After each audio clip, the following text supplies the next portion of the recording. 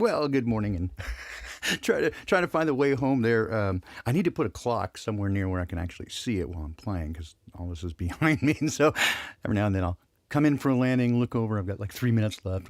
Oh no! And then start over, and then I'm a minute. I can. One of these days I'll work it all out where I'm actually playing something. But for now, it works out for me simply to just play whatever comes to mind without any thought or direction. Let it go, and sometimes not so bad, but mostly it just kind of clears my mind in preparation for the day. Well, it's delightful to have everybody here, and thanks again for joining. Boy, we got a bunch of folks here today, and I'm so glad you're here. Although I will admit that as things go, those of you who follow pretty regularly, you know that.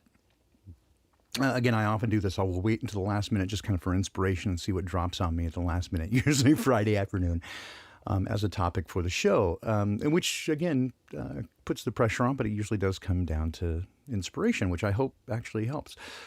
To this week, the idea came very early on, exploring these ideas of good versus evil or good versus bad. And yet, I feel wildly unprepared. So having had the title early, I suppose either I let it slip, but we'll wait for inspiration. But I think there's a solid premise here, and it's certainly something that we've talked about on numerous occasions. Just a couple of bits of housekeeping. We'll do that first, lest I forget. Well, let's do our friend Rose first. She is on the mend, but a couple of setbacks here and there. And so I spoke to her last night, and I can tell from her voice that she's putting on a brave face, but she's still, well, she could do better, and she could use your prayers, your thoughts. I don't think it's, we presume it's not anything like desperate, right? But it's unpleasant. And the interesting thing as we began to talk and just kind of compare notes is that despite what might be considered very different ways of getting there, like many other things, many of our symptoms were very similar, and in fact, some of the odd symptoms, right? The stuff that we were like, what is that? Both of us. So there is some weird correlation going on there. I'm not trying to be weird and conspiratorial, although, that's what we do. That's how we do it. No, but it just seemed, it seems a little odd that we were having very, very similar symptoms. I won't get too graphic about it, but it's definitely unpleasant, and it's not something we would wish on anybody. So it is really, it is. Anyway, keep her in mind, and we hope to see her back on the Poppycock Report soon. And anyway, we're pulling for that. But I do speak to her with some regularity, and we just all pulling for her there. There are a number of others in our community as well. I know that. Brian J, his beloved is having some issues as well. We've got a variety of people, and I probably won't mention their names, but who have asked via email for prayer for their loved ones or for themselves, and I'm happy to oblige. In fact, if you have such requests, feel free to send them along. My email address is in the show notes. It's unintended.consequences, same as the channel name, unintended.consequences3 at gmail.com. If you have any specific requests, then happy to petition Dad on your behalf. And we've seen some remarkable things happen already. However, again, there are many people who are undergoing some very similar and odd circumstances, and you have to wonder a little bit if there isn't some environmental aspect to this. So just keep it in mind. I'm not going to get too deep into it now, but as you know, I have been not at my best the last couple of weeks, and for good reason. I'm soldiering through, I suppose. Last couple of days haven't been too bad. Last major attack was Thursday night. I had done pretty well for a day or so, and then out of nowhere, hit really hard. So again, just keep us in your thoughts, and nobody's crying. We're not asking for sympathy, but it is something that we certainly care about those around us, and especially those in our community. It's one of the things that makes this community so amazing is the care that we take for one another. And I certainly I certainly want to see more of that continue, because that has been one of the things that has been so impressive to me as when I came into this community and began to get to know people, especially during the Awakening Project, and getting to know your stories a little bit better and getting to know people. It's just the quality of people that we have here is simply phenomenal. And kudos to each of you for being those folks, who are just of such incredible character. I mean, people are people, and so there certainly are people within our community, even content providers with whom I disagree on some things. Some I think are better than others, but for the most part, I mean, again, I'm not slagging anybody, of course. That's not my point. It's just people are people, right? So people are capable of good things, bad things. We certainly know that those who have been wounded have a tendency to bleed on those who did not harm them if they do not get healing. And so we certainly see that just with people. But what I do see within our community is some of the overall highest concentration of really excellent, higher-minded, right, and emotionally well-developed people who are all looking to do better, right? And that's I think the amazing and remarkable thing to me, and it's so pleasing, is to see that everybody, or at least the vast preponderance of those in our community, are not satisfied to rest on their laurels and go, hey, this is just who I am, just accept me as I am. I mean, we do, but that everyone is seeking to, ascend. Anyway. So I guess there's that, and I would just encourage everyone, right, to lift up those around you, support those in the community, not just content providers, right? I'm not asking for people's money. What I'm saying is, although that helps, and it certainly does show your support in a tangible way, and everyone I know appreciates that when you do. But what I'm saying is that when you support one another with encouragement and being there when people are struggling. Right, because all of us, and this is again the one another thing that I have noticed in our community is that just about everybody, at one point or another, and sometimes for very long periods, feel very alone and very isolated. There are few who are just so blessed, like Bob and Cammie, who are on the same page. They're both very active, leading members of our community, and so we appreciate them, immensely. But they get, they have each other, and so many people don't have that, and so it is. It can be really challenging if your spouse or loved one or family is very opposed to the way that you see things. It takes an immense amount of courage and it takes a lot of temerity to push through that and to be loving and kind towards those who are not that way toward you. It certainly will throw you into the fire very quickly in order to successfully handle that without creating more conflict. So for those of you, again, who are able, please, again, do your best to support one another, especially locally if you can. Meet up with people. I see Ceiling Fan Man is here. It's been just like miraculous that he and I can get together and we just have such a delightful time when we do get to know each other really well. It's just a great guy. Go visit his channel, subscribe, Ceiling Fan Man. Again, I would be out this weekend at your house, Ceiling Fan Man, were it not for some stuff that came up, which is why I didn't call you and say, yeah, we're coming, but hopefully next week we'll be in good shape. In any case, so what I would just want to get there is just support one another, right? And I just mean lift each other up, be there for one another, because it's so important. And everybody, all of us, from time to time, feel alone, isolated, and as though the world is against us. And quite frankly, they kind of are, right? So it's not a weird persecution thing, but they certainly are getting increasingly hostile. As this situation around us. Cammie, I'm coming. All right. So let me not belabor that point. Let's see if there's anything else. I do want to just kind of take a note. I'll probably come back to it perhaps at the end, but I just want to note that Again, a couple of housekeeping things. I have set the Awakening Project aside for a minute as we're doing some of the stuff, and I have made a note to myself to put at least a couple hours a week into it to continue the progress. I'm going to hand a few things off here pretty soon to some other people who have volunteered to help, especially more with the sky clock aspects, in which I feel a little bit out of my depth. So I'm going to hand some of that stuff off. And get that going, so it gives me a little opportunity to prepare things for what apparently will be relocation.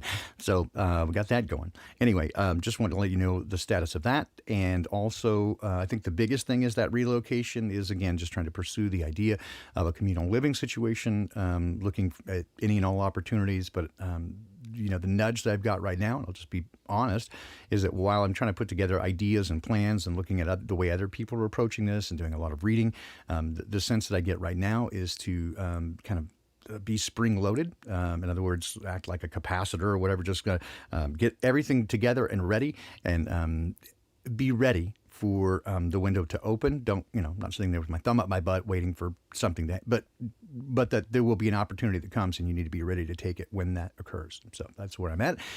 But I want to begin. I've been collecting contact information from those who have sent it to me regarding this, and that they're interested in such a thing. And so I think the next step, at least in that regard, is that we begin to start scheduling regular contacts, like Zoom calls or something. I'm going to try to put that together just to get to know each other a little bit and talk about the things that we're interested in. Really more social to begin with, just so, if this is going to be community in our family, we should get to know one another better, because that's going to be a major aspect, and probably one of the biggest hurdles to get over, right, is that, again, people, even good people in proximity over a long period of time take some adjustment period, right? So I'm sure there will be a honeymoon period at the beginning, but again, we just need to I think just, again, get to know each other.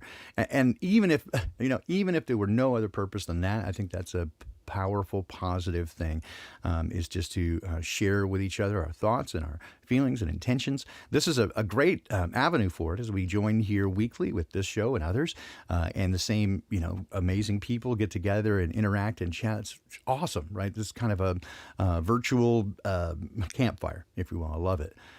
But the more that we can do that and get other people, get everybody sort of involved and hear all the voices, very interested in that. So anyway, there's that. Just saying, moving forward with that. But the next step, so keep your eyes out for it, is to begin to contact one another in a more formal but informal, setting. But if you want to be involved in that, or if you're just interested, certainly send me an email. Again, contact information is in the show notes, and you can do that. Just send me just your contact info. Tell me kind of what you're interested in, what you're about, that sort of stuff. We're just getting to know each other. So, hey, Michelle, welcome back. I'm glad that you came back to visit. All right, so let's dive in, shall we?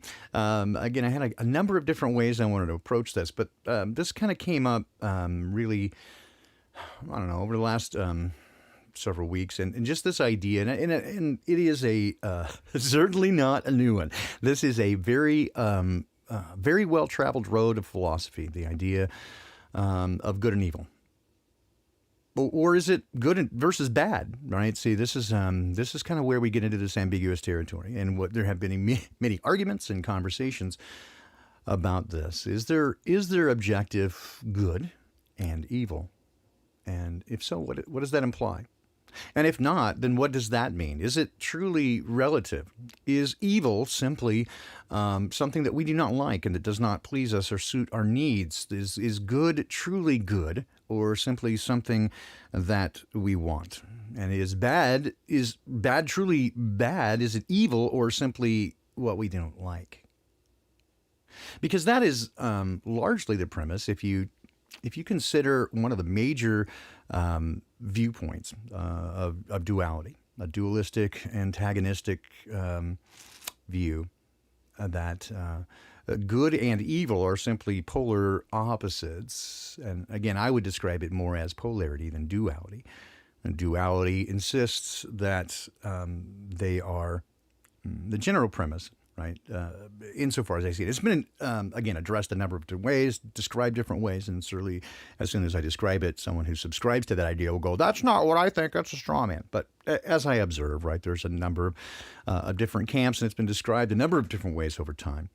But generally, the idea is that God and the devil and these ideas are simply, embodiments, right? They become sort of an anthropomorphism of ideas, that we invest those ideas with personality, and ultimately maybe even manifest them as an egregore, right? That if we embody, let's say, evil, it becomes the devil, and it's simply an embodiment. It's simply an idea, and if there is a collective consciousness, that's enough, and we end up manifesting it into something that, little demons or boogies or whatever. But they are simply a manifestation of our own fears.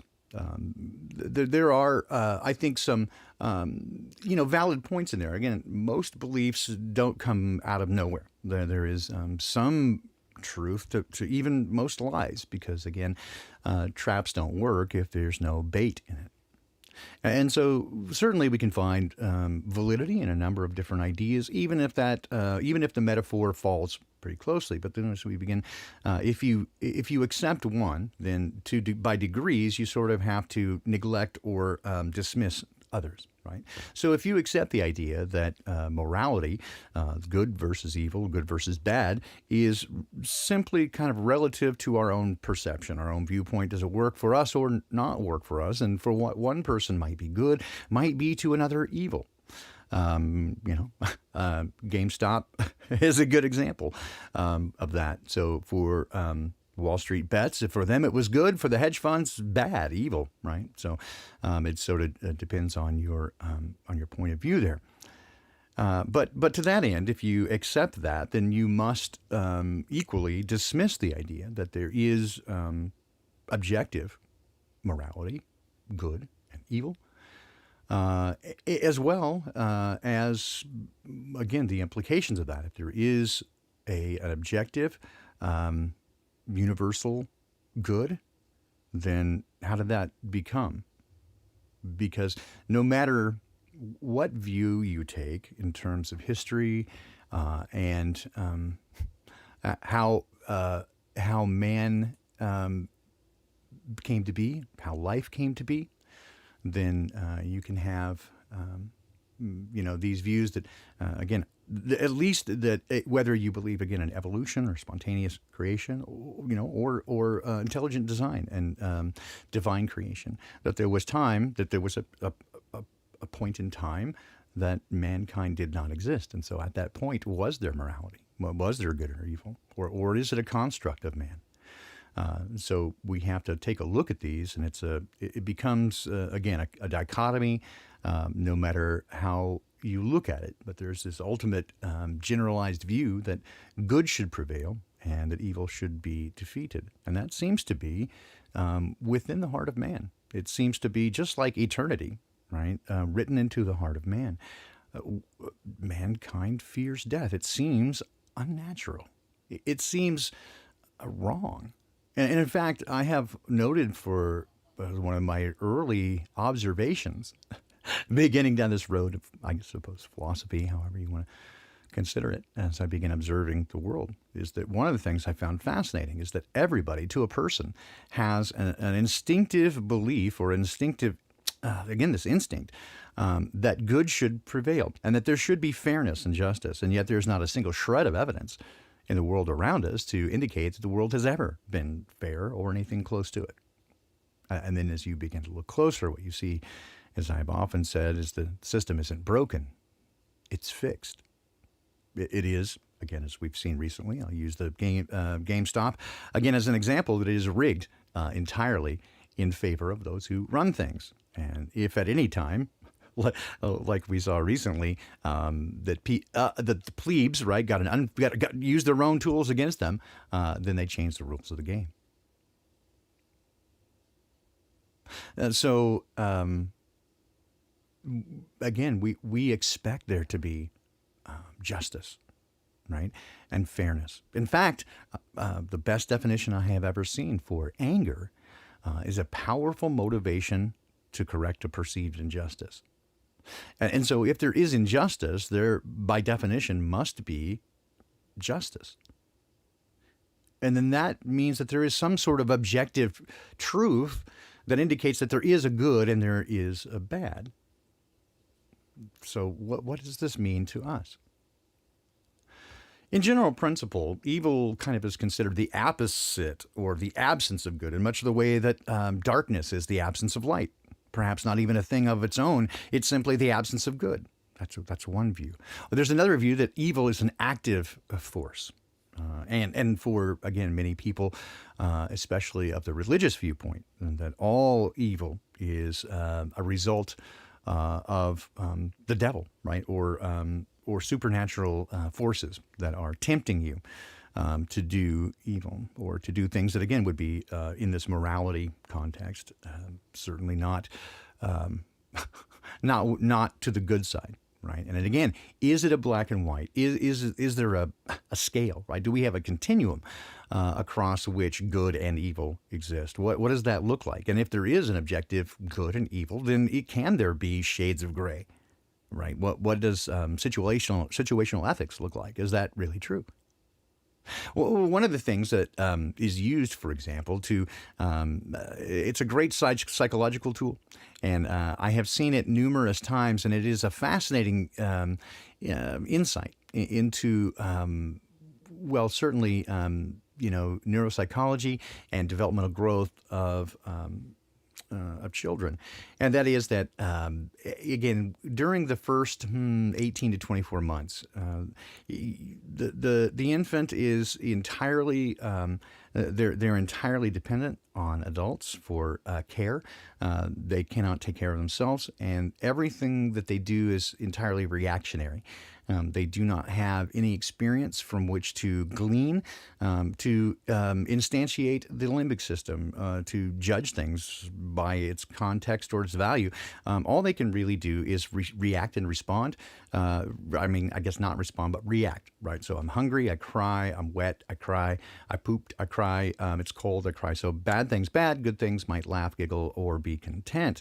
And everything that they learn, and they are sponges, they learn phenomenally fast. It's remarkable how quickly those neural pathways begin to develop. And again, the limbic system begins to become instantiated, and that is you begin to group things. And it is that grouping of things that allows us to learn and take on the world in a way that makes sense. It's the way that we do that sort of, the differences in the way that we do that has a lot of bearing on, our character and who we become later in terms of the way that we process information. And this is a tool that, for example, Myers-Briggs helps to identify to some degree. It's not perfect, of course. It only divides things into 16 categories, which obviously falls well short of what's out there in terms of people. But certainly we can divide things up that way and say that there are ways that people intake information, process it, and use that to make sense of the world.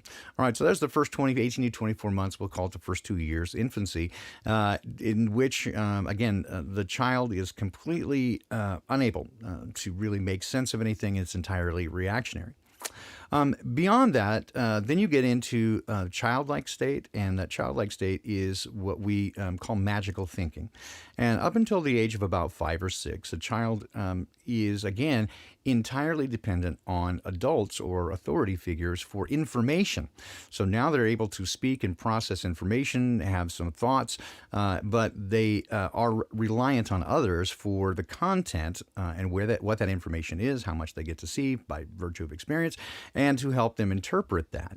And so because they are, again, at this point, unable to make sense of or really to qualify good or bad, they again rely on the judgment of the parents to tell them and interpret whether good or bad. They have a very limited sense of it. And so to them, they're learning about good or bad, but this magical thinking is a very interesting time. And again, which is where they will easily, they will just accept everything that you tell them as truth because it's based on levels of trust. So if a child has been emotionally harmed very early, into which they do not trust, especially if it's in that first 24 months that they do not bond, it of course creates, reactive attachment disorder, which is actually a physiological manifestation, and their brain neurologically changes, and there is no fixing that. And if you know anyone, or I actually had a relationship with a person who had that without knowing up front that they had it, because they were, again, very intelligent and very able during short periods to mimic the behaviors of others. And again, the relationship I had with this person was, for the most part, long distance, until we got together, and suddenly, whoa, the red flags, whoa, dear. And it was very short-lived thereafter, because it became quickly apparent that this was not, the person they were trying to portray was not the actual person inside. So we have this, again, this is called magical thinking, and it's a period that goes from about 2 years to about 6 years, in which they will, by virtue of trust, again, believe whatever an adult authority figure tells them. And they can also, because there are many things which they do not understand. For example, if you flip on a light switch, the light goes on. It's because they don't understand the process. It seems like magic. And their world, especially, this is the time we teach them fairy tales. This is, again, culturally, this has often been where we teach them morality tales within the context of fairy tales. A story that has, fairy godmothers and magic and demons and dragons and all this stuff, that's engaging to the child, and again has some morality teaching within it, usually centered around a hero's journey, but there is some morality tale. For example, The Boy Who Cried Wolf. These are things that, again, this is often how we teach morality tales or societal rules to young children, is within the context of these stories. But during this period of time, they are able to fantasize and imagine. This is where they play make-believe. Usually girls play with dolls and boys play army. These are sweeping generalizations. Don't get me into cliches or stereotypical gender roles. I'm just pointing out that this typically girls will play with dolls, and they kind of go into the homemaking thing. Boys play army. They're learning to be defenders, right? Then these are kind of the masculine and feminine aspects that women learn, kind of this nurturing role, and men learn this sort of hunter-gatherer thing. It seems natural. In fact, it's very odd that even in even in a society where, if you're going to take away all the toy guns, boys will pick up sticks and use them as guns. It just seems natural that this is the kind of play that young boys engage in, which is sort of, not necessarily violent, but they play war, and they show that they are capable and strong and a protector. Right. It's very interesting. And of course, we are told by mainstream sources now, and the social justice crew, that these are, patriarchal ideas that have been given to people, and it's bad, of course, bad. And yet, again, it's gone. This is true through every society over history that we can find, is that these same kind of roles appear over and over in one degree or another, right? To varying degrees, certainly. But we see it over and over.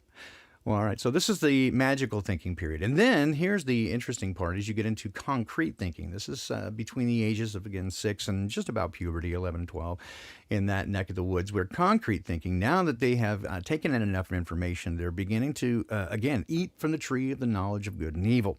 And this is where they begin to categorize things into good and bad on their own. And they make these decisions on what is good and what is bad. But it's what's called concrete thinking.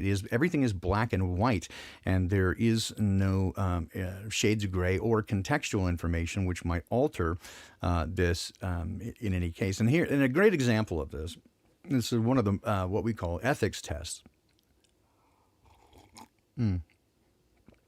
I think Mark is around. I'm super busy right now. I haven't even seen him in chat, but we do email back and forth. I just saw that in the chat about I haven't seen Mark, but I think he is just kind of tied up, very busy, as are many of us. So one of the ethics tests that's given, and it certainly is a fascinating study, because you can very much, when you know how to interpret it, tell where along this continuum, children are. okay, so I guess I should add this before I get there, is that so this concrete thinking, again, lasts till, I don't know, 11, 12, something like that, before you can begin to assimilate and come up with this idea of contextual clues and situational ethics. And by that I mean, like, again, what is right and wrong? Well, it kind of depends, right? Like, what's going on. And it is, well, I'll give you the example now. All right, so this one of the ethics tests is you imagine, right, that you are an elderly couple. So, again, your spouse, I'll use the masculine here just for purposes because I am a man. And so imagine that you are an old man and you and your wife have been married for 50 years and happily in love, and have grown old together and are now in the sunset of your life, retiring. And but your wife gets unfortunate news that she has some rare and dread disease. It is, however, treatable with proper medication, but since it is such a rare disorder, medication is very expensive and the insurance will not cover it. In fact, it is so expensive that it takes a month's course of pills, but that month's course of pills is $500,000. Well, you don't have $500,000, nor any way to get it. Insurance is not going to pay. Without it, your spouse will surely die. But with it, she will live and be fine. You go to the pharmacist, and he does have it in stock. He has one course in stock, and it is $500,000. You ask him if he'll allow you to pay it out. No, that he can't because, again, it's kind of there on front by the pharmaceutical company. And so if it's gone, he has to pay for it, and he does not have the resources to do that as well. And so it is required that it is paid for. And in fact, the more you talk, he seems unmoving and discompassionate toward you. And in fact, you have an angry conversation, and he kicks you out of the store, doesn't want to see you again because you are begging and pleading and crying, please help me, and he wants none of it. Now, the question is, if you had the opportunity, and you could do so without getting caught, would you steal it? Well, again, most of us as adults here, our instinct, of course, right away is, of course, right? Yes, I mean, okay, stealing is wrong, but it is someone's life, and he was being unreasonable, and of course, pharmaceutical companies, and we all know how we feel about that. But between the ages of 6 and 12, and in concrete thinking, right, they're confronted with stealing is wrong, and therefore it is wrong to steal. Now, if you ask them what they would do, they might say, well, we have to come up with some other thing, and right, maybe someone will loan us the money, or maybe we can sell something. They will come up with different ideas sometimes and be creative, mostly just, I don't know.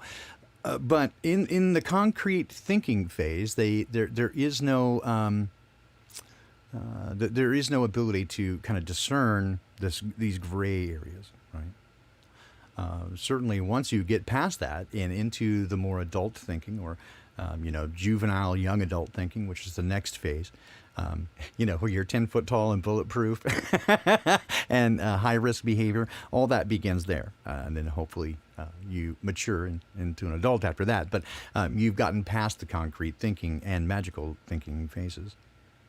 But these are interesting things, because in terms of the ethics of it, those in the concrete thinking mode cannot do that exercise. And sometimes, and we see this actually a fair amount, especially in modern society, that people, when they are emotionally stunted, when they suffer trauma, an emotional trauma as a child, often they become stuck at that spot.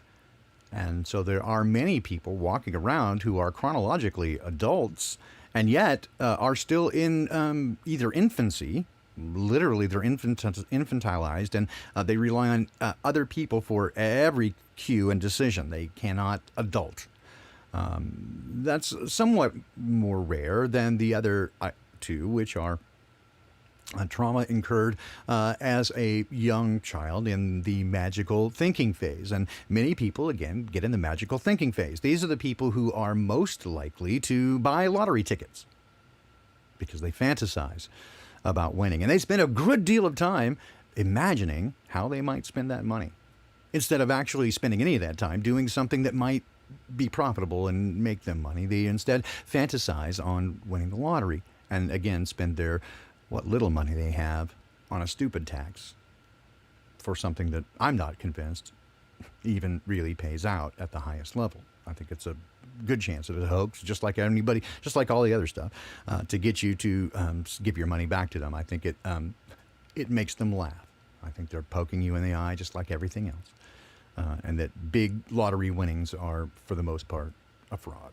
It's just my thought. I could be wrong, just like everything else. I reserve the right to be completely wrong. But it appears to me that it follows the same characteristics of all the other hoaxes, which is, again, taking a swipe at you, getting you to trust them, and then taking advantage of your trust. That's just what they do. So people get stuck. Many people, again, on this magical thinking. And again, please don't take offense to this, because I think you guys know, I think you guys understand what I'm talking about here when I go to like cliches and stereotypes, right? Just understand, I'm not taking a swipe at anybody, but you know what I'm talking about, like the crystal grabbing people, right? Or the super hippies, right? But it's, again, I believe in power of crystals. I believe there's absolutely something to it. You know what I'm talking about though, right? Those people who are super woo, and they, and again, be cautious here, because I say, believe in magic.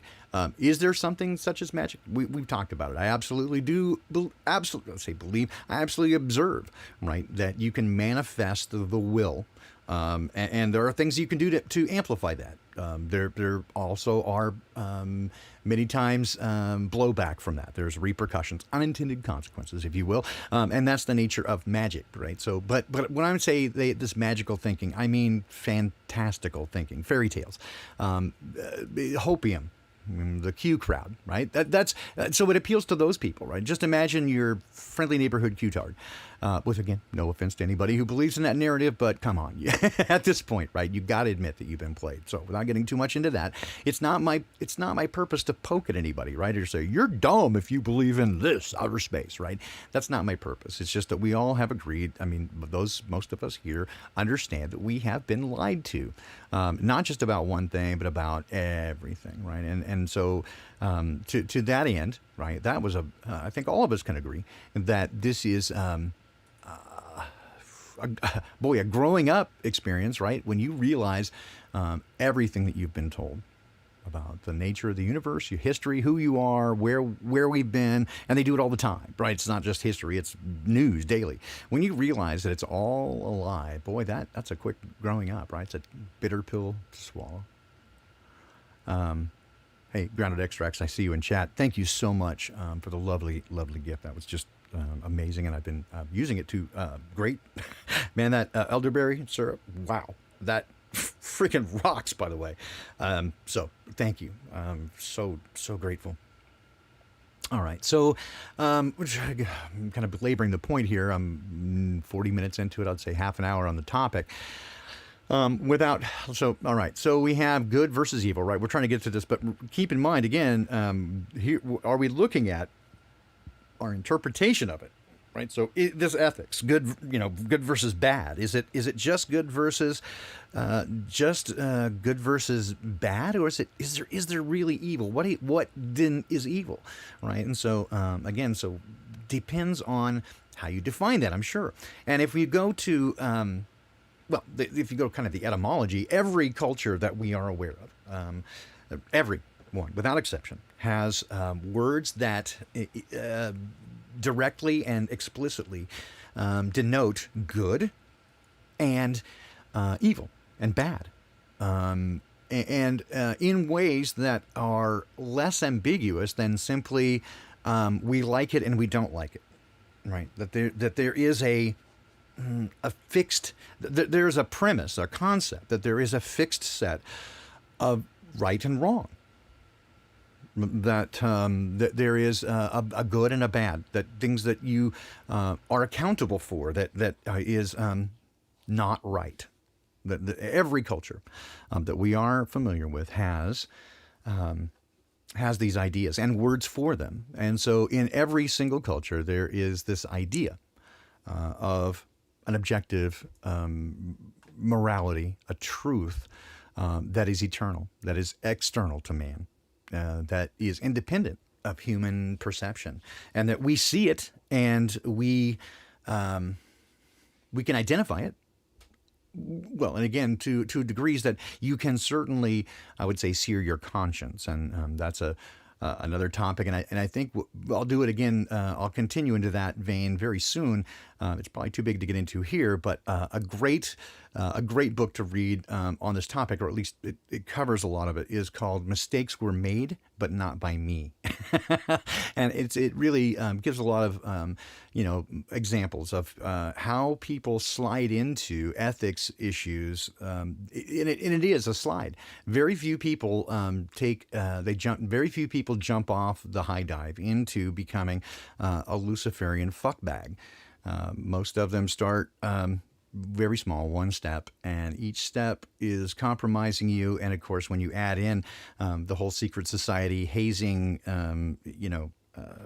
indoctrination aspect of it, where you must do these things to become part of it, and then they hold it against you, again, that's the same thing that's been used by politicians, by secret societies across time. So when you add those things in, again, it's a pretty rapid deterioration into the most vile and depraved inhuman behaviors. But rarely, again, does it happen where somebody just jumps off a high dive into, becoming a pedo cannibal, right? It's just not usually how it goes. So yes, attrition and degrees. That's exactly right, David. It is again a slippery slope, and it is inherent to all mankind. And so as you observe people, right, it is difficult then to again, as we judge these things, good and bad. It's not just the things, but then we can judge people by their behaviors. But then again, is it their behavior or their behavior toward us and their relationship with us? Again, we always really quickly divide people into that's a good person or a bad person. In the South, they even had, that's even an expression. Yeah, they're good people. And I actually love that expression because it's usually applied in the context of these are the salt of the earth, right? Like y'all are good people. And what we mean by that is just really solid people who are open and transparent, honest, and like family. That's when you say, "Hey, man, they're good people." They're trustworthy, and the kind of people that you can make a handshake deal with and know that you're in good shape. Fewer and fewer people would qualify with that. And then you go, "Oh, there's a bad man," right? So you understand what it means. Even when you tell a child it's a bad man, they understand that. Even the magical thinking can understand the bad man and stay away, right? They're dangerous to you. But again, is that their relationship with you? The bad man took your candy, but if that's a doctor who took the candy because you have diabetes, or if it's a teacher who took your candy because it's against the rules, again, are they the bad man, or are they operating out of a sense of either authority, accountability, keeping the rules, or literally saving your life? Because this is where we get into what I see so many people stuck in these magical thinking or black and white thinking. I see a lot of the black and white thinking as it relates to the Creator. If you agree with the idea that there is a Creator for whatever reason, whether you see the nature of the world around us as irreducibly complex to the point that it must have intelligent design, or through any other experience, whether that's a personal experience having a relationship with the Creator, as I do, or through observation, or through intellectual growth, and you read Scripture, or whatever it is that you, James, thank you, man. You're so kind. God. You guys are awesome. So whatever, caused you, if you believe in flat earth, right, and you go, okay, it's got to be a construct. So for whatever reason, right, that you accept the idea that there's a Creator, once you kind of look at that, and then you look at the behaviors, and then we're presented with ideas, for example, oh, look at the Old Testament. Look at, he said, kill all women and children and every living thing in this town. Oh my God, that's so evil. God, how could a loving God do that? How can a loving God allow babies to die of cancer? What the fuck is that? I mean, I can't serve a God that would do that or allow that, right? So if God is responsible for everything, then God is responsible for evil. Because if he created the devil and knew the devil was, I mean, if you look at all these things, he's omniscient, omnipresent, right? So omnipotent. If he is all those things, and he created Lucifer, and Lucifer became the devil, and he knows the end from the beginning because, prophecy and revelation. If he knows all that, and then he knew that when he made Lucifer, he was going to fall and become the devil, and it was going to cause all this hassle and death and pain and suffering. Why? Right? Why not just not do that? Right? Ignore it. Psst, let's not and say we did.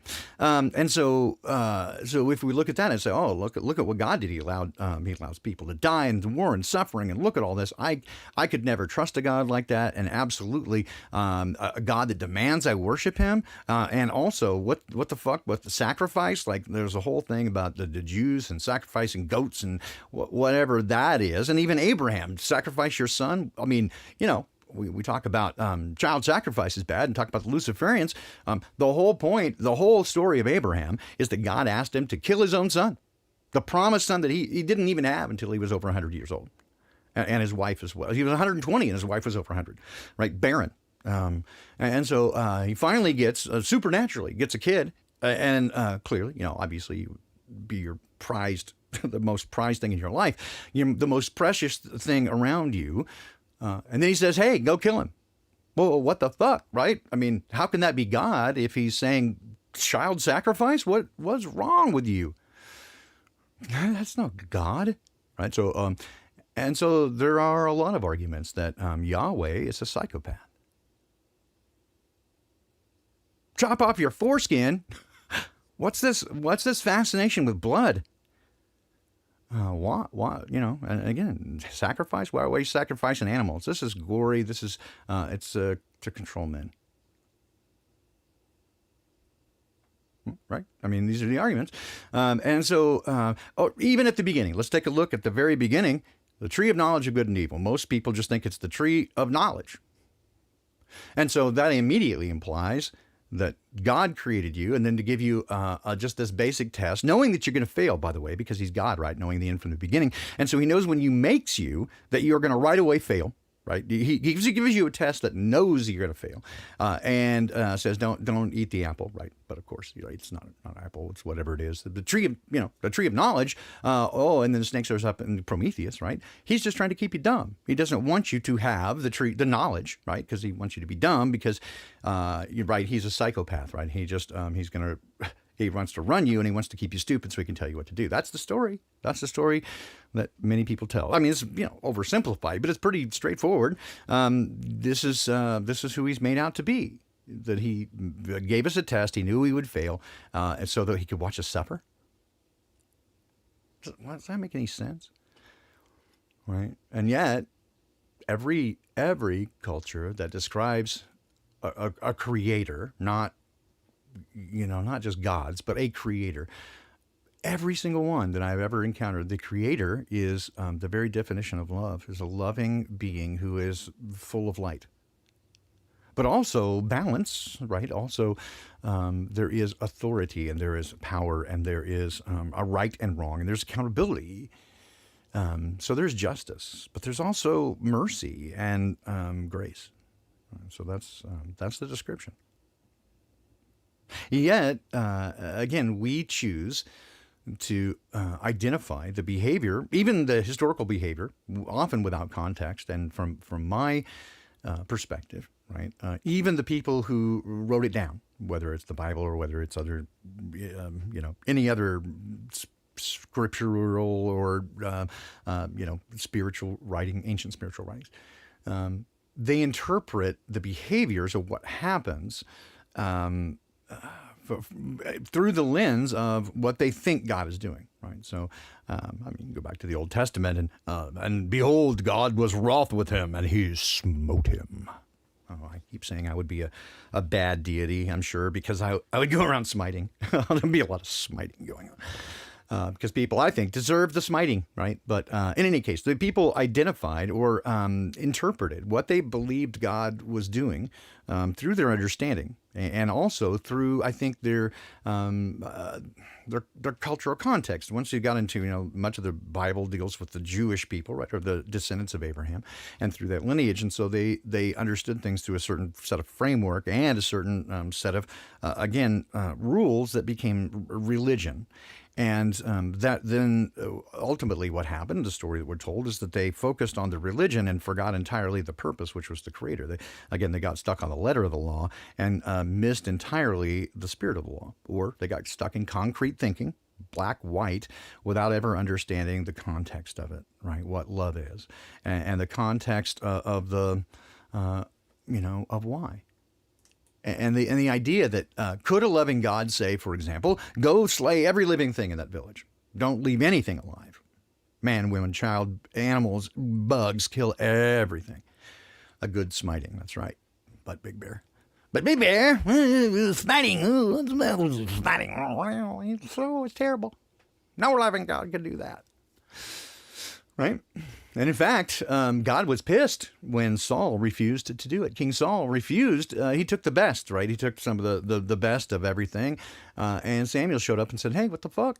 Well, I was going to save some of the stuff and offer it as a sacrifice. And, oh, shut up. That wasn't the rule. That wasn't what I told you, right? And this is where the great line, to obey is better than sacrifice. That's a great one. That's what Samuel said. The word of the Lord says, to obey is better than sacrifice. Interesting. So, So we get this. Okay. So what about it? So how could a loving God? Right. But if you don't have the context and you don't know, right? So one of the things that we have, and this is what I observe all the time, right, is the data anemia. We don't know, right? We don't have enough information to make the decision. And there's a great series. In fact, again, I won't risk the copyright strike, but if you just want to have an afternoon of entertainment, a couple hours of entertainment, you can go. I'm sure it's on YouTube. IKEA commercials, about jumping to conclusions. There was a great series of commercials a few years back from IKEA about people walk into a room and the situation looks like one thing, but it was, completely different. And they're humorous, and many of them are off color a little bit because, it looks funny. But and again, makes for a great set of commercials. But again, we jump to conclusions, right? We make these snap judgments. And we're real good at that, but they're wrong, right? And why? Because we lack information. We lack the context and the data to see what's actually going on. We don't know. Here, for example, what if? And again, I don't know. I don't have any specific insight here. Like word of the Lord says, let me get my camel hair on and start eating some grasshoppers. But no, just as a hypothesis, right? Speculation. What if, for example, this particular group of people that he told them to wipe out, what if they were, cannibals and they had kuru, and then everything there had some dread disease, worse than what we're told AIDS is. It actually was some dread plague. And that ultimately, knowing the end from the beginning, you could see that if it spread, it would damage the whole world. Or their DNA, we talk about this a lot, their DNA had been so altered by interconnection with interdimensional beings that if it spread, it would damage the DNA of mankind far too quickly than what the enemy is trying to do. And so he intended to wipe that out. And that's a loving, that is, especially if, let's say, they had kuru, right? They're all going to die this horrible death anyway, and it's going to spread all over the world. So it is a loving act to cut out the cancer. Even, for example, we say, oh, babies die of cancer. What if the child was going to have some horrible death otherwise, and he saved them, right? Because I can see for me, even at my age, barely half 100 years in, that there are days when I think, a 6-foot dirt nap's not a horrible thing compared to what's around, right? It's like, oh man, I'm so tired, and it's so gross around me. It's like, man, I just to not have to worry about that seems some days preferable. Now, again, not that I'm going to go check out through defenestration or anything weird, but I'm just saying that there are days that doesn't seem so horrible right? And especially that, you can watch sometimes that modern, allopathic medicine seems like they're going to keep things alive like Frankenstein at any cost, even if it's the quality of life is shit, it's suffering, right? That seems bad. So it does seem like that. In fact, I go all the way back. Hey, Tom, I go all the way back to Genesis 4, where God says, now that they have eaten the tree of the knowledge of good and evil, lest they reach out their hand to eat the tree of life and live forever, right? Death. And when I was younger, I thought, man, what is the deal there? Is God so petty? And so, like, is he afraid of us that he says we can't live then now that he's like one of us? Because that's what he says, right? A lot of people think that the lie the serpent told was that you would be like God. But actually, that's not the lie, because that's exactly what God says afterwards. Now that he's eaten the tree of knowledge of good and evil and become one of us, knowing good from evil, lest he reach out his hand and live forever, can't allow that to happen. And I thought, wow, what is that? Sorry, it's Genesis 3. So, in fact, I'll read that. 3:22, God said, man has become like one of us, knowing good and evil, and he must not be allowed to reach out his hand and take also from the tree of life and live forever. So he's going to kill you? And he also said, in the day that you eat it, you will die. And so, but my view on it now, right, is not that it was even a punishment, but it was actually an act of mercy and love, because it was, and even the day that you touch it, you'll die. It was not a punishment. In fact, the whole thing was a warning. It wasn't an arbitrary test to see, oh, I know you're going to fail, and so I'm going to set you up for fail. It was actually a warning. Hey, don't touch that, because if you do, it will break everything. I mean, the way I observe it is as though the entire universe is balanced on the head of a pin, so perfectly balanced, so finely tuned that anything that is out of order will set the whole thing spiraling into a precession that will eventually cause it to wildly go out of control, and the gyroscope stops. That's exactly how I see it. It's just the same as if you say, hey, if you put a handful of sugar into the gas tank of a Ferrari, it will, the day you do that, it will stop running. Okay, not literally that day, but the day you put it in there, it will kill the engine, because it may take 15,000 miles for it to happen, but it is going to kill the engine, right? It's very act of doing it. So the day you do it, you killed it. Well, that very same thing happened with the transgression, because they didn't trust, right? He said, hey, trust me, I got this, right? As the adult, I can tell you the difference between good and bad, because it's complicated, right? And I think he was telling him, this is the one thing that I've learned over eons of being me, right? Is that things are not as simple as they seem, and they're complex. And while there is right and wrong, there's also a need for compassion and grace and a second chance because of love, but not entitlement and not enabling, right? So all that stuff. And so, here we have, is it good, is it bad, or is it good, or is it evil? And what's the difference? Is evil bad, or is it just evil what we don't like? Because it's not what we want. Well, certainly, again, and this is what I see as the writers of especially some of the Old Testament stuff, because it's a narrative and much of an interpretation of what they saw happen, and what they thought the motivations were.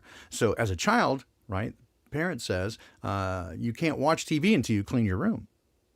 A child's like, you hate me. Why do you hate me? Why do you... They hate me. It's a bad dad. He doesn't let me watch TV until I clean my room. Is it a bad dad? No, it's a perfect, loving parent that wants you to learn discipline and, do the work first. Loving parent. That's all I ever see in my personal relationship. Even if I just ignore what I see in Scripture or the historical stuff, if I just only take my personal experience with the Creator, that's all I ever see, is the attempt to correct things through love to its original state. or in some ways better, because then you have the experience of what the negative was, and then you better understand, right? So now you even better appreciate the correction. And so while it's been said that without evil, there can be no understanding of good, that without darkness, the light cannot be appreciated. I don't know about cannot, but I do know that the contrast is certainly remarkable and stunning and stark between darkness and light. And in my own walk, if I compare the furthest I walked in darkness to the most elevated I've been in light, it is so, it is so, such a dichotomy of difference that it's like physically palpable, like just a vitriolic sense of like, and take your breath away. The difference between those two. And certainly I recoil and revile from the darkness. It seems so foreign to me now. And yet I can remember sort of vaguely in those periods of times thrilling at the rebellion, being excited, the adrenaline rush of the forbidden. I loved it. And there, it seems again, just an observation that there is that component within mankind that does.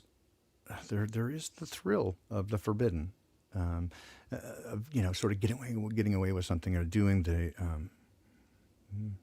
what we're not supposed to. It gives you a sense of power, right? Because you are God for that brief moment. You are God. I've had more than one person who had committed the act of murder tell me directly that their motivation early on was literally to play the part of God, to have the power of life and death over another. And that was their motivation.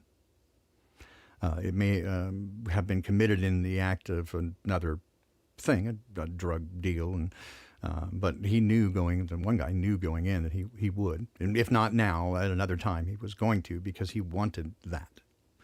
And another guy told me specifically, he just drove up to a guy walking down the street, rolled down the window, and took his life because he could.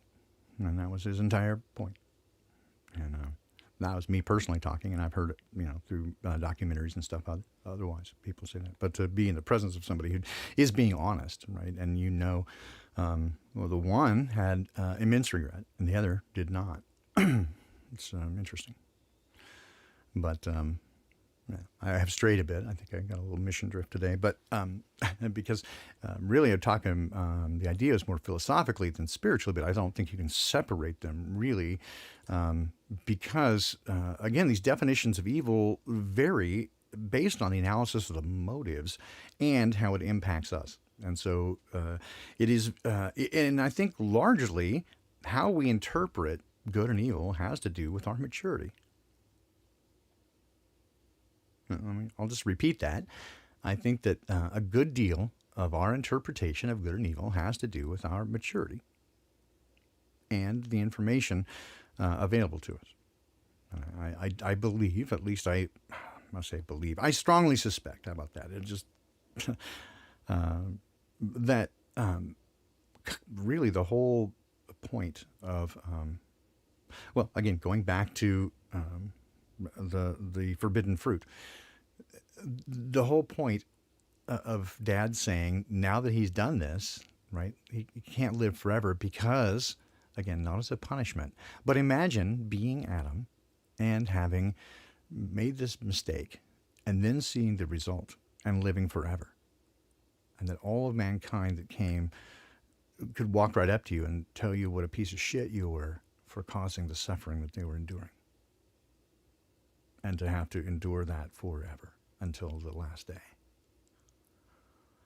To allow him to sleep it off was a great gift.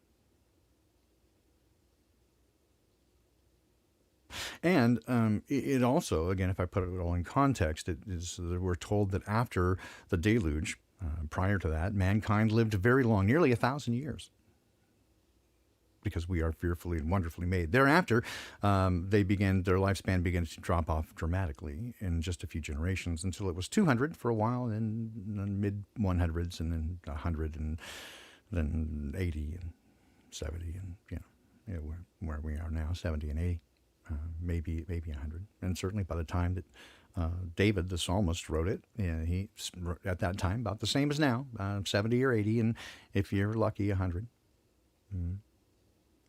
But it seems like that the purpose of that, right? He said that my spirit won't contend with man forever, and their hearts are tend toward evil, and that since more people do evil than do good, or predominantly they focus on evil, the longer they live, the more progression of evil, and they just get much better at it. And so the evil outweighs the good by many orders of magnitude. And so basically, if you look at this and the progression of man and the becoming an adult and becoming emotionally more mature, making your decisions, you can go back to this idea of, again, magic or simply being an infant, and then magical thinking, and then concrete thinking, right? And then coming to a place where you integrate them, and you have the integrated behavioral analysis, and then you make your choices, and then that determines what you choose. Certainly in my life, and my wife and I have discussed this, and I now can observe it in others because I am older now. It does seem as though, again, when you're in your youth, we say youth is wasted on the young. When you're in your 20s, very vivacious, and you think you know everything. You got it all figured out. And then you just kind of approach and get into your 30s. Things become a bit more complex, right? And there's more going on. You have to people are relying on you now, and you got to kind of be adulting, and you're still trying to transition from that, but you're still pretty sure. And then as you get into your 40s, and then things kind of things kind of turn upside down. By now you've usually had one or two major setbacks, can get scarred from that. How you adjust to that is largely what kind of makes things go. And then by the time you hit your 50s, you realize now you got kind of a handle on things, and you got things a little bit better figured out. You've recovered from those setbacks, and you're fucking tired and just whatever. I'll just ignore all that shit, and I just want to find some good people to be with, and maybe help some young people.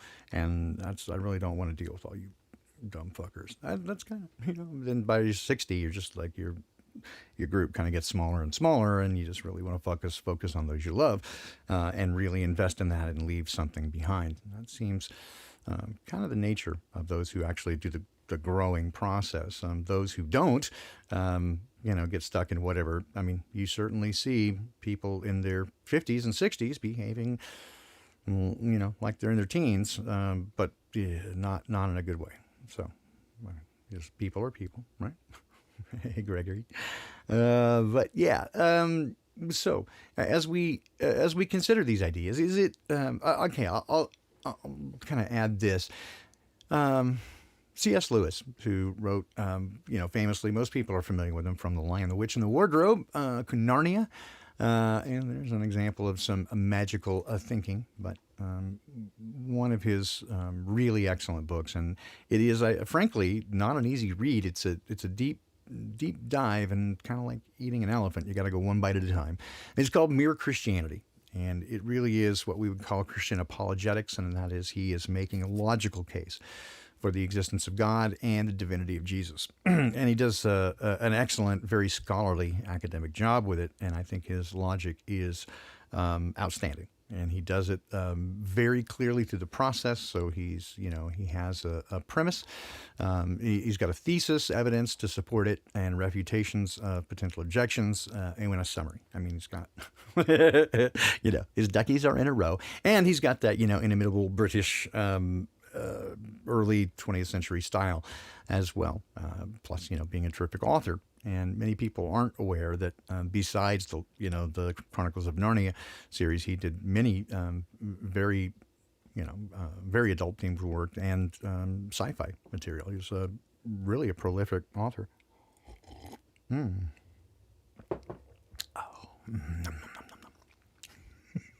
just had a little moment there. So basically, his take on this being that, he argues really that morality is a real thing. It's it exists independent of humanity. It's the same to all humans across time, right?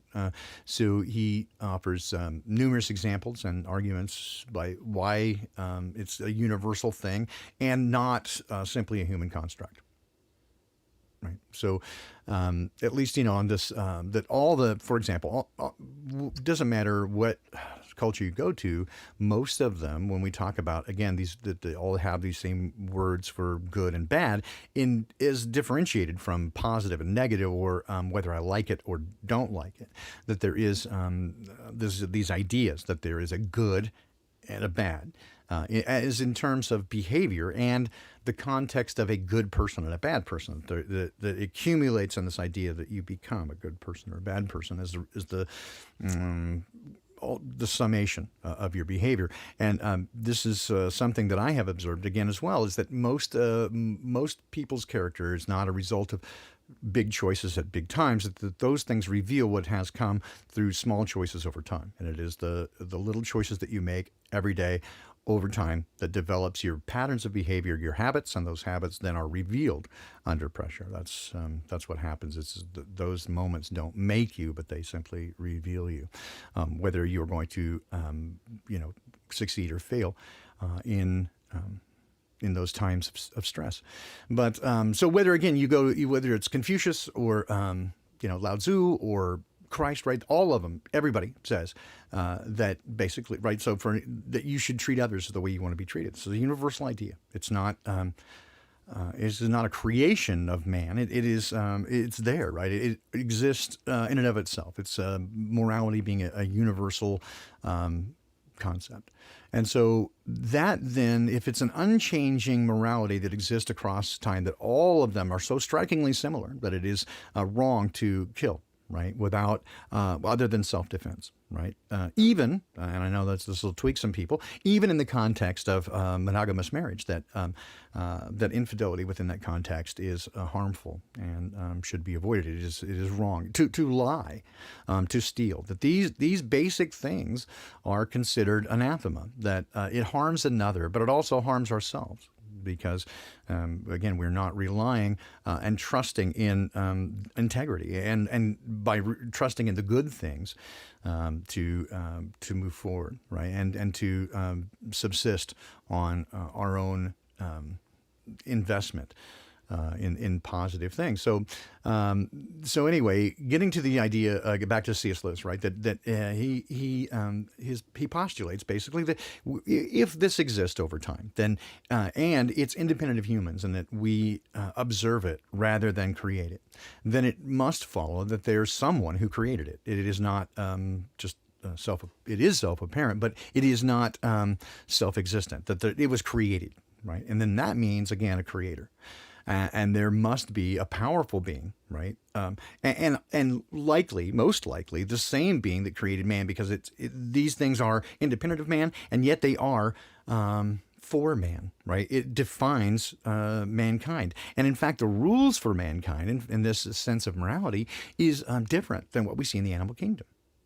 That we have this sort of different set of rules, and again, the idea that with great power comes great responsibility. In this case, we have been given what we would call, I don't know, observably like a soul. We contemplate our own mortality. We have this special place of having the spirit. Again, animals have, I say soul. They certainly have a personality, a character. They certainly are representative of the Creator, but there is something special about mankind. I think inarguably that we are unique amongst the animal kingdom, and as a result, we are held to a higher standard, a different standard of behavior that requires, I think, relationships, and that we can sort of choose those relationships, and we can choose our behavior. We're not simply instinctual. Now, animals can learn behavior, and certainly their personality will kind of adjust that. Domesticated animals, we notice more because we're around them, but as we observe, we can see it in the animal kingdom without interference from man. But nevertheless, we do seem to be held to a different standard of behavior, even of ourselves, even those who would deny the existence of and the involvement of a creator or a divine being, that there is a different standard of behavior that we are, and an accountability that we're held to. And it's almost like we were designed this way, David, right? And moreover, that the rules for behavior were designed by the same person who designed us, because they cannot be divorced. They cannot be separated. There is no reductionism that can separate them. That those rules don't apply to the animal kingdom because it doesn't take into account the nature and the spirit of man. So now we're confronted with the idea that there is not only a creator of both man and our environment, but of the moral code to which we are held accountable, and that in some way that is part and parcel, if not of our reason for being, the nature of our being, and the result of what becomes of us.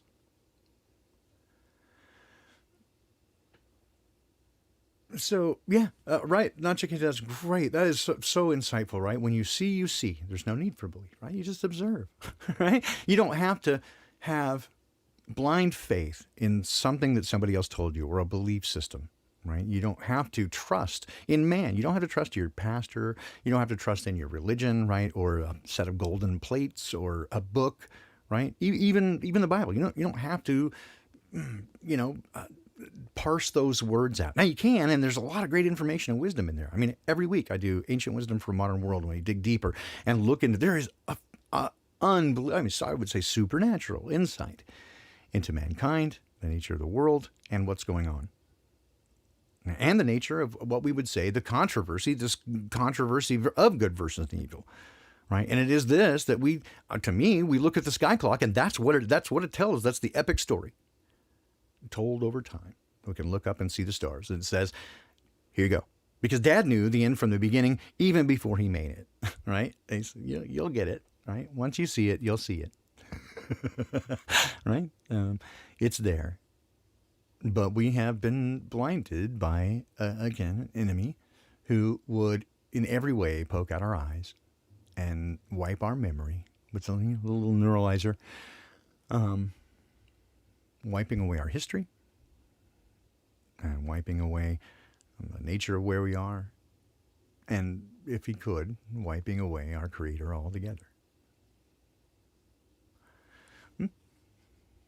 But some of us respond to whatever it is, that call, that whisper, and say, yes.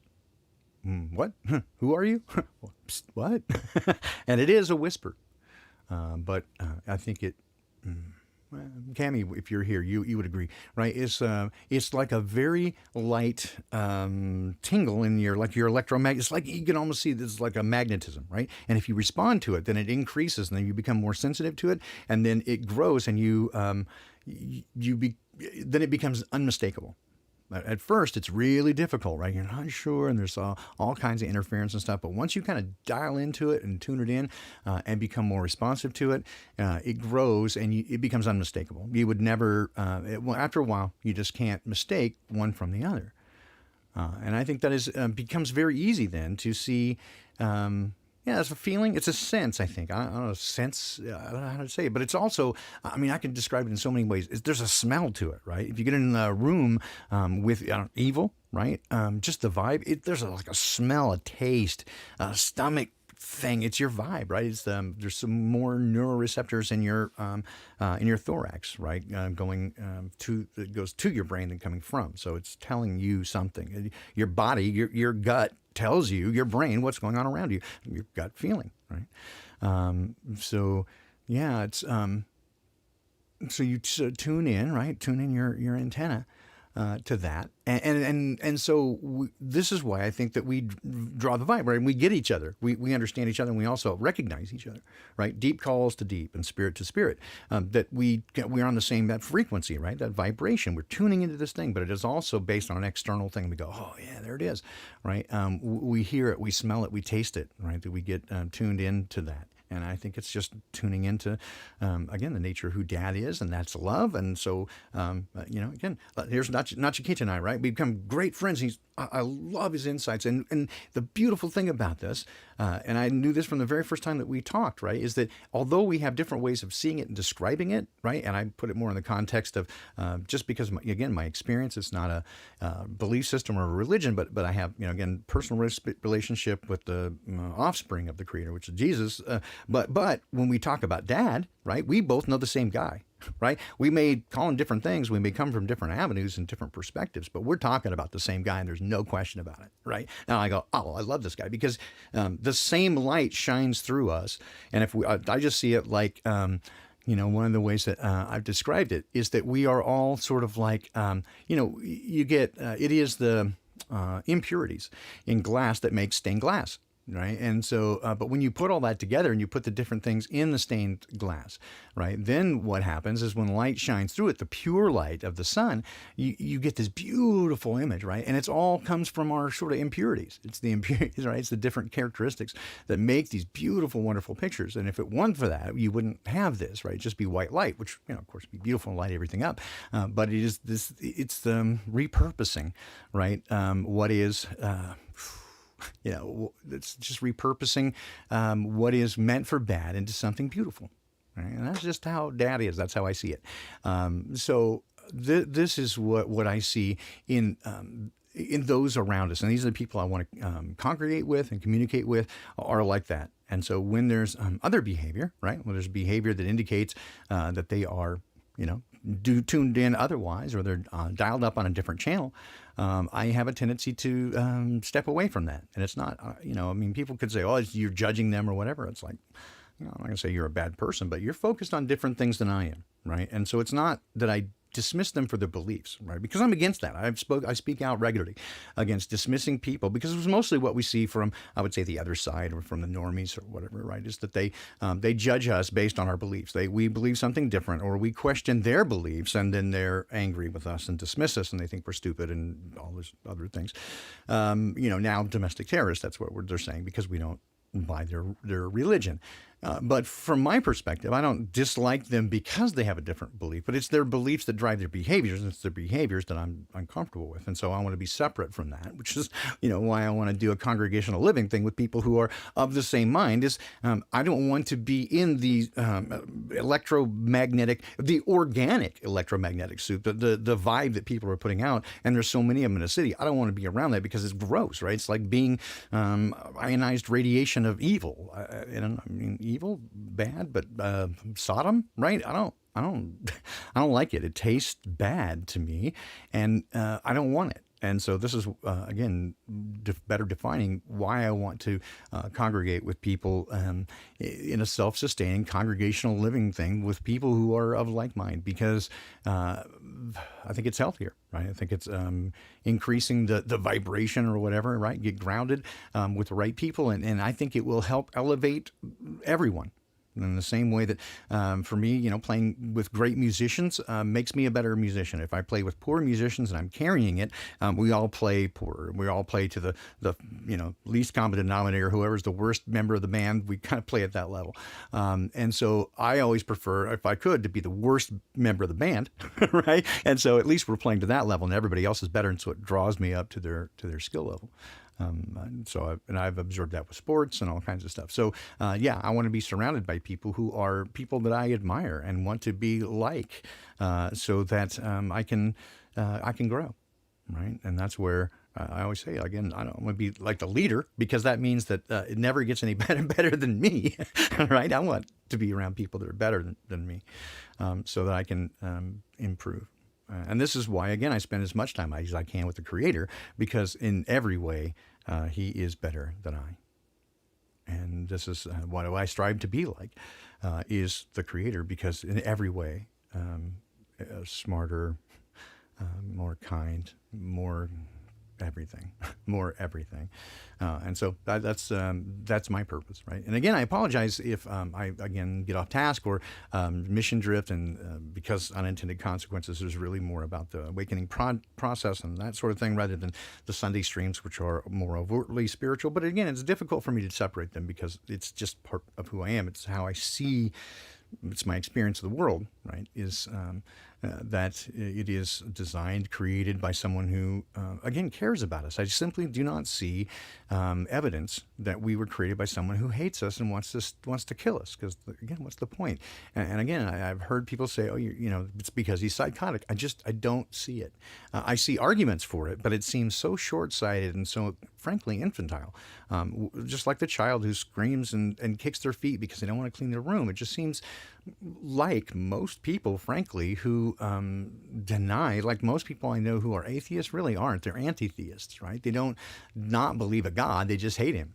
But it also seems like part of it is because it's like they don't like that there are rules, right? And so they don't think there should be rules, and so they find every reason they can to hate him, right? Including, again, going through scripture and and taking lots of stuff out of context.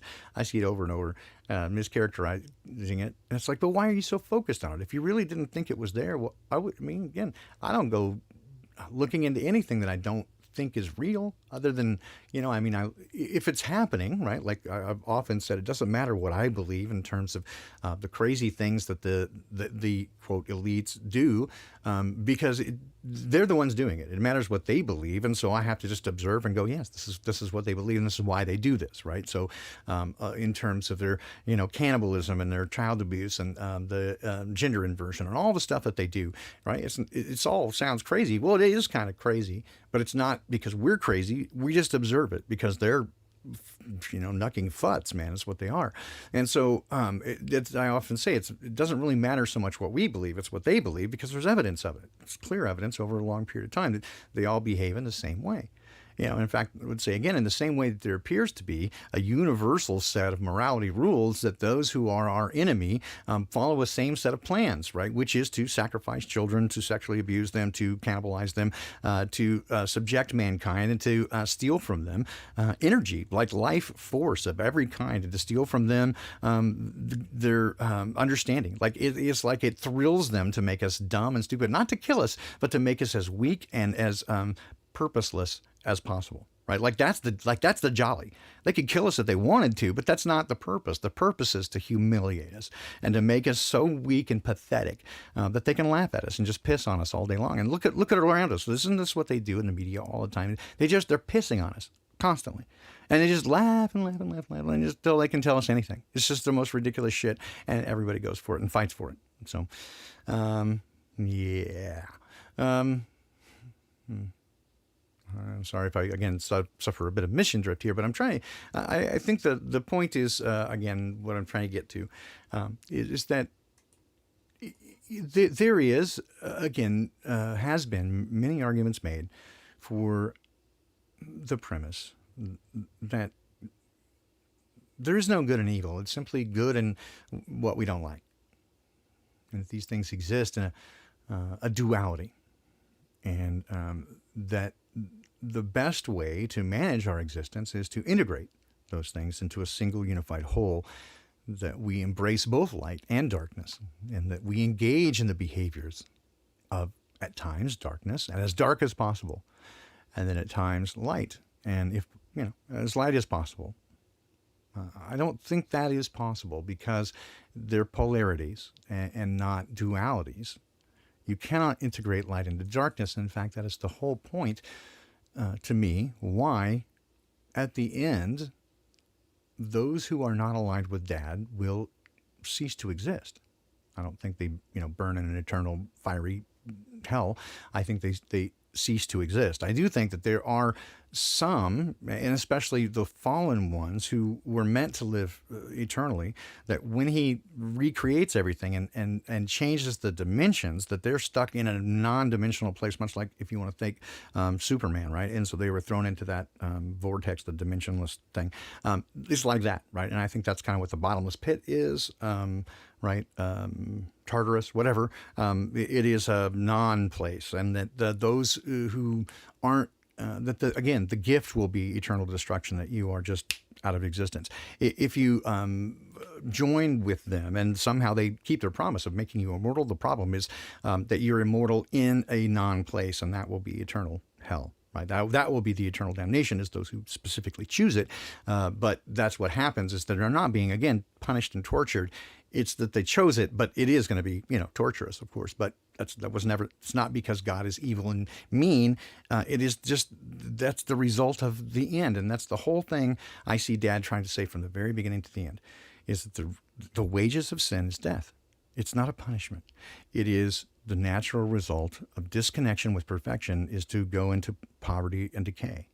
You become morally depraved. And again, I don't think you can integrate light and darkness, because each takes away the other. There's either one or the other.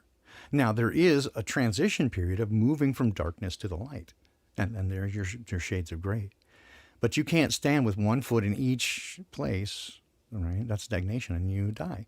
And if you engage in evil, you are simply walking toward evil. There is no good that's going to countermand that. And I do not accept at this point that there is that the judgment looks like an equal balance of good versus evil actions in your life. That if the good outweighs the evil, you're okay. The way that I have come to understand it is that if you have any darkness in you, right, that you will be destroyed, not as a punishment, but because you cannot coexist in the same space as perfection. It will literally blow you to pieces. And so the way to protect you from that is, and this is where people get awkward, and again, I hate invoking Christianese, but the blood of Jesus, right? It's that sacrifice of perfection, innocent blood. As if you just go back to, again, C.S. Lewis, The Lion, the Witch, and the Wardrobe, it was the innocence of the sacrifice that made it work, right? That's why trying to work your way into it doesn't work. You can work yourself a little bit better, right? But you can't transform yourself. But you can work yourself into being a better person. That does work. I mean, if you have enough willpower and discipline, you can make yourself better. I get that. And you can even do a lot better. Some people do a lot better because they're really disciplined and they just have that thing. Not everybody can. But the transformation of what happens when you get in a relationship with Dad and you let his spirit in you, man, it's magic. I mean, it's supernatural, right? He just changes you because he's God. So there's that. But if you, again, this is what I've said before, if the goal is to jump, if the thing is to jump across the Grand Canyon, there's no way you can get there. You got to get the ride on the helicopter, and that's the only way that I know to do it. So now again, I'm not God, and I clearly read in Scripture that Dad is the one that makes these decisions. Like, he got it all worked out, and I'm not going to worry about anybody else. Right? It's not my business to say, oh, if you don't believe in Jesus, you're going to go to hell. Man, I would be very remiss to do that, because I don't even believe that. I mean, what Jesus said, okay, now I'll take it in context. Jesus said, I am the way, the truth, and life, and nobody comes to the Father but by me. But I do read that it is implied with some other things that are said, right? That it is because once faced with that choice, once you get the opportunity to know him, and he stands at the doors and knocks. And if you open the door, right, then you'll get to know him. And again, I don't think I met anybody who got to know him that didn't like him, right, and really love him. Now, there are people who fell away, but they didn't stop loving. They just fell away, right? But there's that. I don't know. I just go. So if he stands at the doors and knocks, and you say, no, I want to do it myself.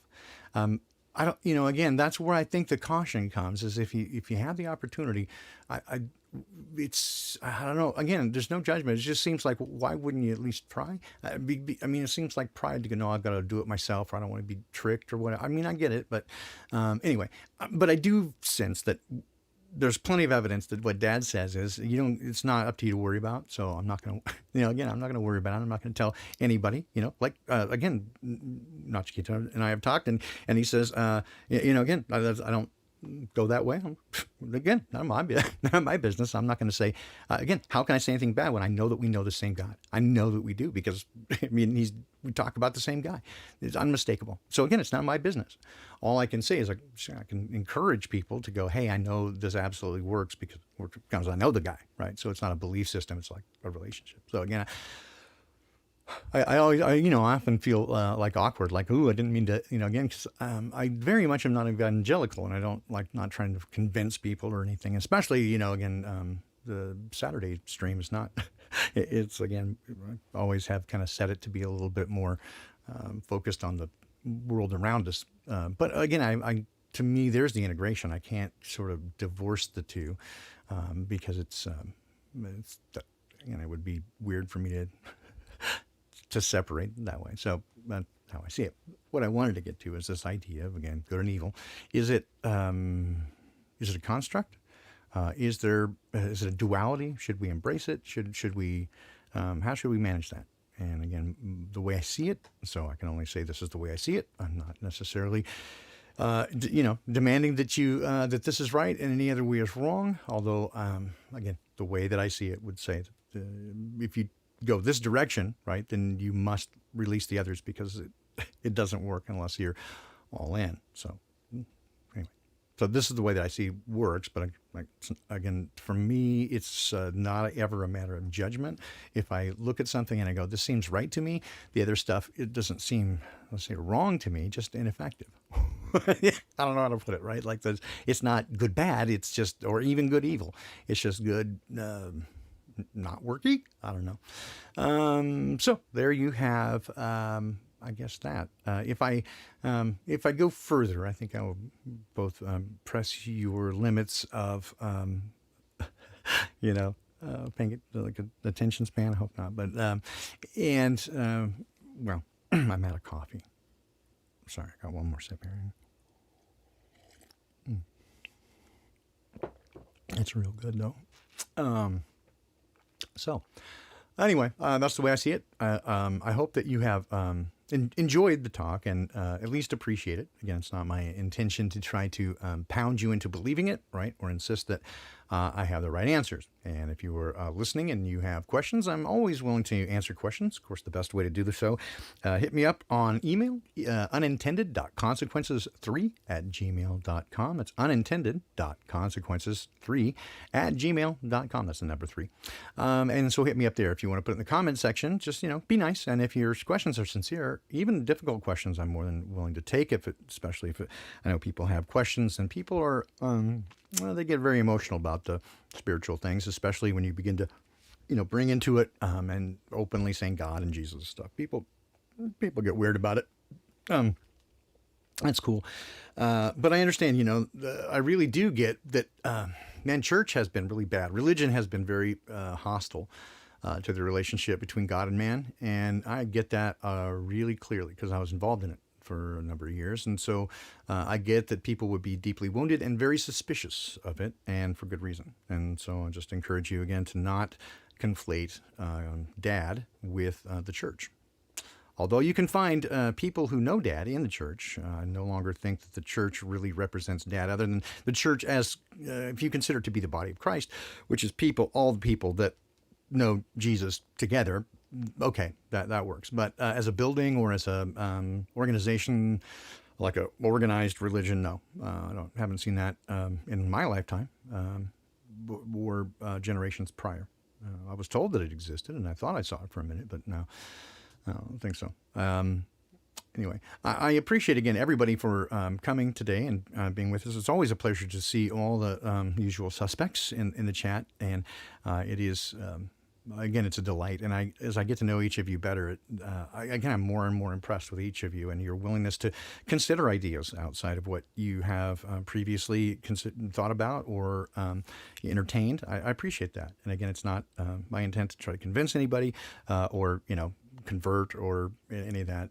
Simply express the way I see it, and hopefully to be of help. Right? If you wonder about these things, and I mean, these are questions that we, I think, all have thought of. Certainly, we can look back, and there, how many books have been written about these topics? Countless. Because I think this comes to the center of who we are as humans, and the nature of who we are, where we are, what's going on, and why people do certain things. And I think it's difficult from my perspective, to really fully explain them without or outside of this idea of good and evil, and this eternal conflict that, again, is written into the stars. I think it's very difficult from my perspective. I think it's the thing that makes the most sense to me, and certainly as I experience it and live through it and better understand it, it rings my bell of truth, if you will. And so if I can be of assistance or explain the way of things, the journey that I've been on and what I observe, if that is of assistance to you, then please, again, let me know. It thrills me to hear that it's of help to anyone, because there's always that sense of, I think every week, or in fact, everybody who puts themselves out there as a content creator, there's always when you put yourself out, there's a sense of not only transparency, but the vulnerability in doing so, because people are going to tell you what they think about it, right? For good or evil. And most of the time, most everybody has been just super kind, and I've been so warmly received into the community, and for which I am so eternally grateful. And again, having met some just amazing people, and again, Bob and Cammie and Karen and Ted and David and all the people, Rose and Jason, just like Crow, all the Wayne, come on, we're becoming just fast friends. And Ceiling Fan Man, this is outrageous. Right, this is some of the best people I have met in my life, and just like all at once. So best apocalypse ever, because you guys fucking rock. I mean, really intelligent, well-spoken, thoughtful people, and not just, again, the people that everybody knows, but you guys. When I talk to again, David and Sue and Jason and Brian, like everybody that I talk to is so again, just thoughtful and well-spoken and higher-minded and patient, kind, loving, all the things that again, I want to see and people I want to be associated with. So anyway, here we are, and to me, the next steps are to get together as best we can and start just develop these relationships, understand each other's point of view, I think, better, because I'm certainly willing to listen to things that, again, if it challenges my point of view, I'll express in advance. It's hard for me to undo my experiences with somebody, somebody else's, but I can understand their perspective, right? You can say, yeah, I mean, I had a different experience, and so I can appreciate that you would see that from your experience, because that's that I love that. And this is why I love people, right? As long as people are honest, right, and honest with themselves, and honest with each other, and their focus is on, if they express love, what's wrong with that, right? That's Dad. That's who I know. Just don't be an asshole, right? I think that's the whole. That's kind of the message of the gospel, right? Love Dad with all your heart. Love each other as yourself. Don't be an asshole, right? So anyway, love you guys. Thank you again so much for coming, and it's just, again, I'm so delighted to be part of your lives and to have you as a part of mine. It has, again, taken on sort of a life of its own, and I couldn't be more delighted about that. So let's see, I'll try to find some tunes to leave you with, as I always do. There are not very many to choose from, because Joe and I didn't record very many. But those that we did, I still love. There is 100 plus that we wanted to record and haven't gotten to. So hopefully one day we keep talking about it. Maybe it'll happen. This is Your Friendly Neighborhood Bald Guy on vocals, song written in 1992, 91 maybe. Written by Joe Ray, who's in chat, myself, and the late Jim Rogers. Let's see, this version was recorded in early 2002, no, late 2000, no, early 2000, mid 2002, something like that. Anyway, as a rehearsal track, and so it's a very odd mix. There's no solo, it's a solo section. It was made for people to practice to, so it's a very, and everything is at the same level. It's not a mix that was ever intended for anybody to listen to. It's just practice to. But anyway, there you go. It's a floor mat, basic template for the song. This is anyway. Hope you guys have a great week. I hope to see you tomorrow. I'll be back at 7 a.m. on the West Coast. Ancient wisdom for a modern world. As I just read through Proverbs and sometimes some Psalms, and we just spend a little time with Dad over coffee. Coming back at 5 p.m. tomorrow. I think it's sort of scriptural tomorrow. Just kind of a wild look at whatever in Scripture. Maybe a guess, maybe not. Could be a hand puppet. Who knows? Anyway, this one's called In Your Eyes. And one more time. I'm so just grateful for all of you. Like, you guys sometimes, give gifts and send me stuff in the mail, not just, financial, the emails you send me and life-changing stuff.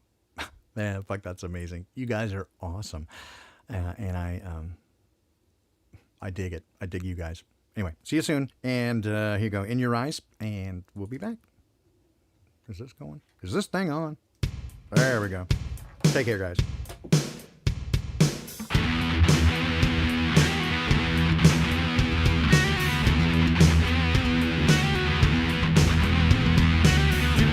Remember the moment alone? Do you remember our heart left cold? I walk a lonely road until I find forgiveness. Do you remember that feeling inside? Do you remember the one left behind?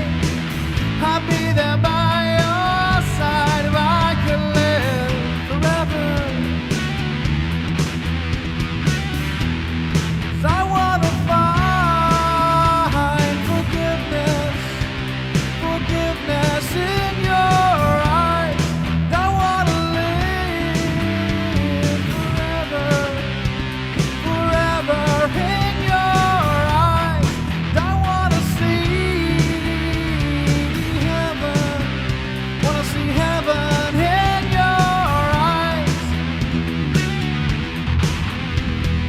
Do you remember the promises made? Do you remember the one who was betrayed? Trying to show the way to live forever. Do you remember the trust that was made? Do you remember the tear wiped away? I'm waiting for the day that I see you in heaven. 'Cause I wanna find forgiveness, forgiveness in your eyes. I wanna live forever, forever in your eyes. I wanna see heaven, I wanna see heaven in your eyes.